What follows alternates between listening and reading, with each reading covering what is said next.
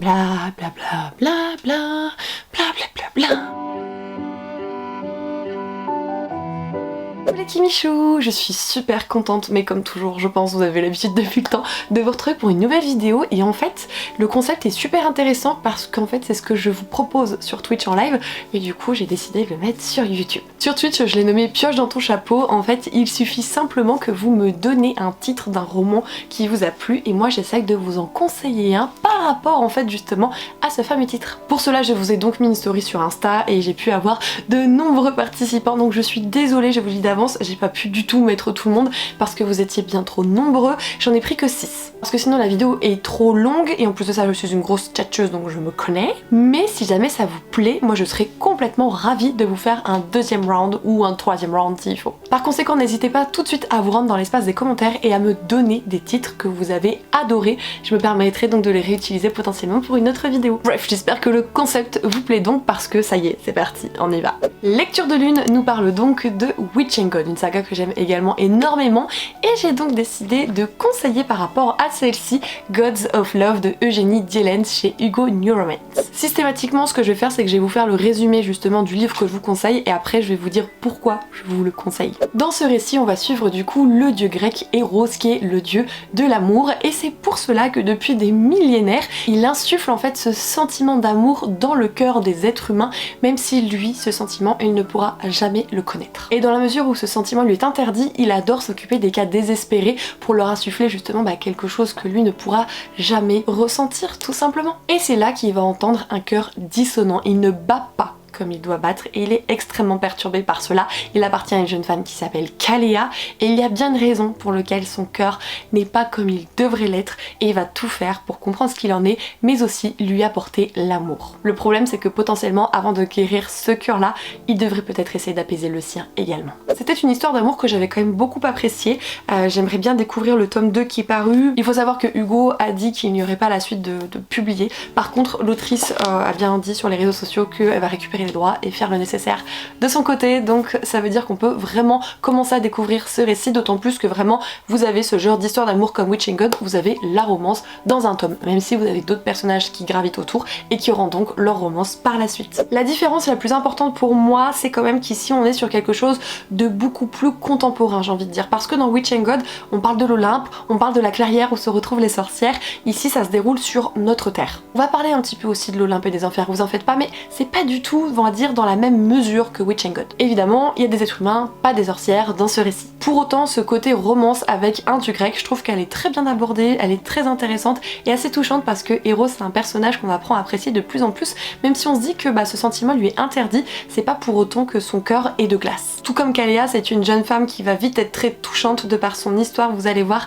c'est un récit qui a quand même un petit peu fait chavirer mon cœur, donc j'ose espérer que celui-ci vous conviendra si jamais vous décidez de tenter l'aventure. Vibes of Hope nous propose donc le faiseur de rêve qu'elle aurait découvert grâce à moi, donc ça j'avoue je suis quand même un petit peu beaucoup fière. Et par conséquent, fantaisie orientale, j'ai donc pioché Iskari de Kristen Ciccarelli aux éditions Gallimard Jeunesse. Dans cet univers, il faut savoir que les légendes sont complètement interdites, cependant il y a la protagoniste Asha qui aurait la possibilité de tuer les dragons. Cette princesse est donc nommée l'Iskari. Et je vous le tape dans le mille, si jamais les dragons sont poursuivis et sont attaqués, il y a une raison. Si les légendes sont interdites, il y a une raison également. Et il est important de souligner que c'est une princesse, par conséquent on va avoir le droit quand même à quelques intrigues politique, mais surtout il va y avoir une romance avec un protagoniste qui n'est pas du tout du même rang de la princesse et qui va par conséquent poser problème. Iskari, la trilogie pour moi est un gros coup de cœur, je l'ai lu il y a quand même un petit moment maintenant et le premier tome a été écrit en 2017 et publié chez nous en 2019, donc autant vous dire que vous n'avez pas forcément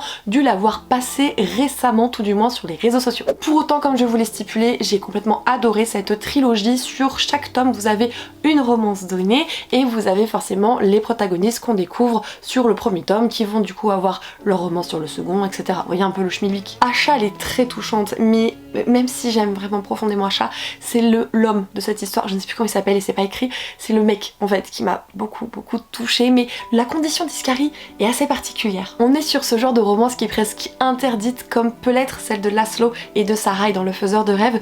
La poésie, elle n'est pas similaire, mais je trouve que en fait vous avez vraiment une mythologie, vous avez une culture qui est bien précise dans cette histoire, les divinités ont un rôle également, et si vous avez lu Le Faiseur de rêves, vous savez que c'est quelque chose qui est même omniprésent. Je me demande si de tête, le meilleur tome c'était pas le 3e, mais j'ai un doute, j'ai un gros doute. À l'époque j'avais même pu l'avoir avec le prix découverte, vous voyez, genre à 9,90€. Bon, le problème c'est que bah, ça ne lève pas, hein. Je ne vous en dirai pas plus pour ne pas justement trop en dire, mais vraiment si vous aimez les univers de fantasy orientale, même si c'est publié chez Gallimard Jeunesse, ce n'est pas jeunesse, pour moi c'est plutôt young adulte. La poésie peut être un petit peu en deçà par rapport au Faiseur de rêves, mais comme je vous ai dit, la mythologie, la romance en tout cas déjà de ce premier tome, tout est très intéressant, on a quand même pas mal de choses sur des dragons, sur des combats, donc moi je vous conseille clairement cette trilogie, même si vous n'avez pas aimé Le Faiseur de rêves d'ailleurs. Et bah écoutez, je ne sais pas si ça se ressent, mais c'est pas un exercice qui est des plus faciles non plus, hein, parce que en fait il faut trouver des choses qui correspondent dans ce qu'on a lu. Vous allez voir, j'ai fait une exception parce qu'il y en a certains que je vais vous recommander, dont je vais vous faire mention en tout cas,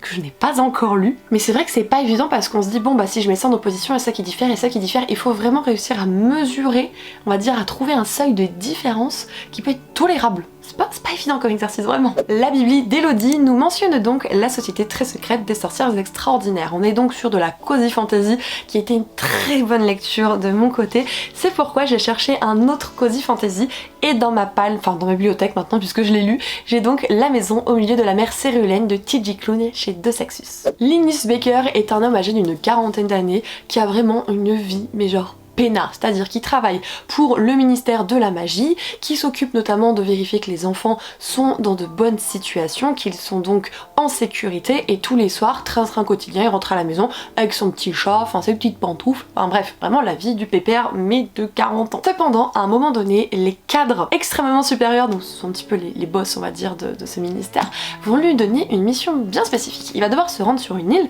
où là-bas il y aurait 6 enfants en danger. D'ailleurs, ce que je ne vous ai pas dit, c'est que ces enfants, si on est sur le ministère de la magie, c'est que ce sont des enfants qui ont des dons, qui ont des pouvoirs, ce ne sont pas de simples moldus comme vous et moi. Linus va donc se rendre là-bas, mettre de côté toutes ses craintes pour vraiment comprendre ce qu'il se passe, parce qu'on attend de lui notamment qu'il fasse un rapport, sauf qu'une fois arrivé là-bas, il va comprendre que les secrets, et ce qui pèse également, ce n'est pas seulement les enfants, c'est également le directeur de l'école. Car plus il va se rapprocher de celui-ci qui se nomme Arthur, plus il devra choisir entre sa loyauté envers le ministère et celle envers ce directeur et les enfants. Alors moi c'était pas un coup de cœur, par contre c'était une très bonne lecture, c'est mon premier T.J. Klune, je sais qu'il écrit vraiment dans des univers un peu différents, enfin lui ainsi que Seule la porte qui chuchote, je pense que ça peut être relativement similaire si je puis dire, mais par exemple ceux qui sont publiés chez Bookmark comme Le Clan Bennett par exemple, j'imagine que c'est très différent de ce style là. Vous retrouvez un petit peu cette... alors c'est vraiment des clins d'œil, enfin c'est plus une sensation si vous voulez, mais tout ce qui est similaire un petit peu à Harry Potter dans le côté enfant particulier avec des dons, etc. Comme Miss Peregrine par exemple. Vraiment, vous voyez, vous retrouvez ce petit truc qui fait qu'on peut vite être épris de ces fameux enfants qui ont donc été rejetés de tout le monde. Et s'ils le sont, c'est parce qu'ils sont spécifiques et leurs spécificités font aussi d'eux des êtres extrêmement attachants. Le directeur, c'est vrai qu'il est un peu farfelu. Quand on le rencontre de prime abord, on se dit waouh, mais quel personnage haut en couleur quoi. Enfin, je l'assimilerais presque, vous voyez, au Chapelier dans Alice au Pays des Merveilles. Ce genre de personnage qui est vraiment farfelu, mais en même temps tellement attachant, où il peut cacher un petit peu ce qui le blesse et on a envie de creuser pour l'aider, le réconforter. Linus, c'est celui-là avec lequel j'ai eu le plus de mal, parce que peut-être que c'est la différence d'âge, je ne sais pas, mais c'est vrai qu'il ne ressent rien. Il n'y a rien qui lui fait plaisir, il n'y a rien qui l'émeut, son train-train quotidien tout plat, c'est ce qu'il aime en fait. Et je suis pas trop comme ça, personnellement, j'aime bien quand même pimenter un petit peu ma vie. Du coup, plus d'une fois, j'avais envie un petit peu de le bouger le cocotier, surtout qu'il est très terre à terre, il est très règle, très cartésien, et c'est trop. Mais c'est ça qui est très intéressant, c'est que justement c'est un personnage comme Linus qui va donc être mis en contact avec Arthur, et bah forcément il va se passer des choses parce qu'ils sont tellement opposés l'un et l'autre qu'on ne peut pas rester de marbre. Pourquoi je vous l'ai mis du coup en opposition avec La société très secrète des sorcières extraordinaires? Je crois que je vais vraiment dire Les sorcières en cercle parce que depuis tout à l'heure je connais le titre mais je me mélange pour le coup. En fait vous avez ce côté vraiment cosy de la fantasy. Donc fantasy vous connaissez ce que c'est, j'ai pas à vous expliquer. Cosy c'est qu'il ne se passe pas énormément de choses, on est à un point donné, donc ici il a arrive du coup à l'orphelinat, à l'école, un petit peu comme dans La Société en cercle où arrive notre demoiselle dans le manoir, et en fait ils vont y rester, découvrir les personnages et faire leur petite place. C'est vraiment ça qui est très similaire. Et comme pour les deux, bah en fait leur mission, ou tout du moins ce pourquoi ils sont présents, va complètement chambouler leur existence d'une manière absolument inattendue. Je sais pas si vous l'avez senti depuis tout à l'heure, j'ai quand même kiffé ce bouquin, j'ai la patate, j'ai le smile, je pourrais vous dire vraiment de nombreuses choses à son propos, vous permettant d'avoir envie de le découvrir si ce n'est pas encore fait, mais j'ai conscience quand même que c'est un titre qui est assez réputé, donc je pense m'arrêter ici. Marine nous propose donc Maudit de Marine Kellad. Et là, c'est là où j'ai triché un tout petit peu. Je vais vous mettre 2 livres, il y en a un que j'ai dans ma pile à lire et un pour le coup que je n'ai pas du tout lu, que je ne possède pas. Le premier, c'est donc Outlander. Ici, on va donc suivre Claire qui, après 5 ans de séparation avec son mari à cause de la Seconde Guerre mondiale, vont décider de se redonner un second souffle en fait un petit peu à leur mariage et vont se retrouver en Écosse. Le problème, c'est qu'une fois arrivée là-bas, Claire va se rendre sur un lieu un peu spécifique, va faire quelque chose plus ou moins volontairement parce qu'elle ignore complètement les conséquences, mais celles-ci sont donc qu'elle va plonger dans le passé, elle fait un voyage dans le temps. Quand je vous dis dans le passé, c'est vraiment qu'elle va retourner à l'époque des guerres de clans. Le truc c'est que bah elle, c'est pas, enfin en vrai c'est pas du tout les choses dont elle a l'habitude, puisque elle par exemple elle est infirmière, et en somme les infirmières là-bas à l'époque c'était des sorcières en fait, on les brûlait au bûcher, ça n'existait pas. Et elle va essayer du coup de survivre à cette époque tout en essayant de retrouver en fait son présent et son mari, mais plus elle va avancer dans cette histoire et dans ce passé, plus finalement elle va se demander si elle veut vraiment retrouver son mari, parce que la séparation à cause de la Seconde Guerre mondiale a un peu créé des différences et un fossé entre eux deux. Of course, hein, je vous mets dans le mille, c'est bien l'amour qui fait qu'elle va se poser des questions. Alors attention, parce que rien que dans la série, moi j'ai vu quelques épisodes, c'est pas l'amour avec un grand A, hein. On est sur des mariages forcés, on a des choses un petit peu comme ça qui sont évoquées, enfin bref, vraiment les clans écossais, donc la femme elle a une place vraiment méprisante. C'est vraiment une saga personnellement que j'ai envie de découvrir, je pense que je le ferai plutôt en audiobook. C'est vrai que les livres ils sont extrêmement denses, j'ai conscience par contre, attention, normalement les scènes spicy sont spicy, voilà, c'est un peu le terme. Et je sais que ça ne plaira pas à tout le monde, donc je préfère le souligner. Moi en fait je me suis restreinte dans le visionnage de l'adaptation cinématographique qui en est faite par Netflix parce que j'ai envie de lire les livres avant, donc j'ai le premier tome dans ma palle, mais je pense que je ferai les audiobooks, et de mémoire les audiobooks ils sont sur Audible, donc c'est prévu en fait. Dès que j'ai envie vraiment de retourner en Écosse, c'est ce que je ferai. Dans la mesure où je ne les ai pas lus, mais même pour les autres, hein, n'hésitez pas à vous exprimer sur ce que vous avez pensé des livres que je vous recommande bien sûr. Reprenons donc le commentaire de Marine. Le second roman que je vous conseillerais, en tout cas que j'ai envie d'aborder ici, c'est Pour l'amour d'un Highlander de Eulalie Lombard, et c'est donc de l'auto-édition. Ici nous sommes plongés au XVIe siècle où vous avez notamment la protagoniste Adrastée de Nemours qui va donc être promise en fait à un Highlander. Cette union est imposée en fait par la reine qui est donc souveraine de France, et le Highlander en question il le fait parce qu'il a besoin de trésorerie,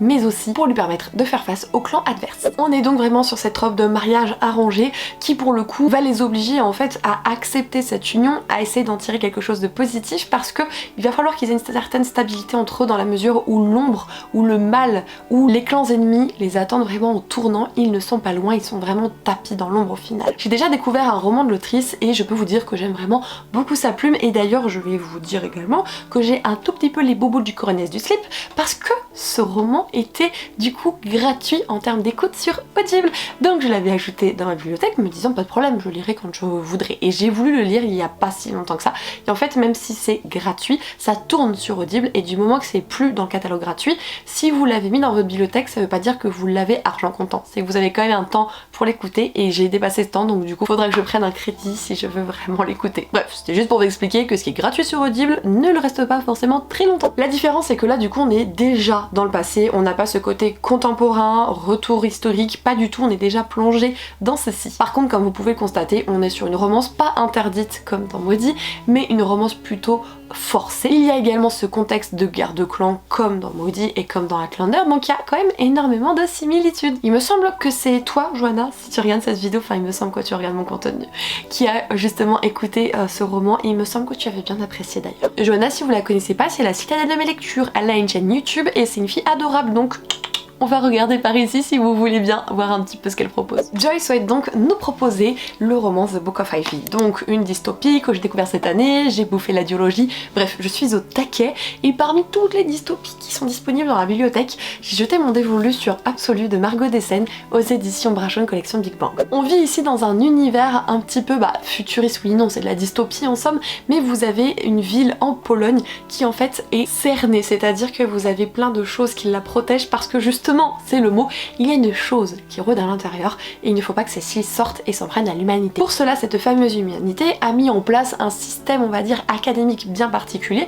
où chaque personne se forme à un domaine précis. Et c'est ici qu'on va donc suivre Priam et Johanna, ils ont chacun leur domaine, mais en fait il faut savoir également que chaque année vous avez des personnes sélectionnées pour être envoyées au sein de cette ville prisonnière pour combattre la chose. C'est un privilège en fait d'être choisi, il faut vraiment garder ça en tête. Cependant ça fait presque, je crois que c'est la 20e année là d'ailleurs, qu'il y a des personnes qui y vont, mais personne n'est jamais revenu de ce truc. Et je vous le mets dans le mille, hein, sinon il n'y aurait pas de suspense, n'est-ce pas? Priam et Johanna vont donc être choisis pour aller cette année au sein de cette ville et donc combattre la chose. Le gros et même le très très gros du roman se déroule du coup à l'intérieur de cette cité où ils ne connaissent absolument rien, où ils sont complètement désorientés et je peux vous dire que dès la moindre seconde où ils mettent les pieds dans cette ville, ça se passe mal tout de suite. Je vous dirai pas quoi exactement dans la mesure où même si ça peut vous donner envie parce que ça reste un pan très important de l'histoire et qui est omniprésent, moi j'étais déçue parce que on me l'avait dit, je l'ai entendu dans une chronique, ce qui se passait quand ils arrivaient sur place.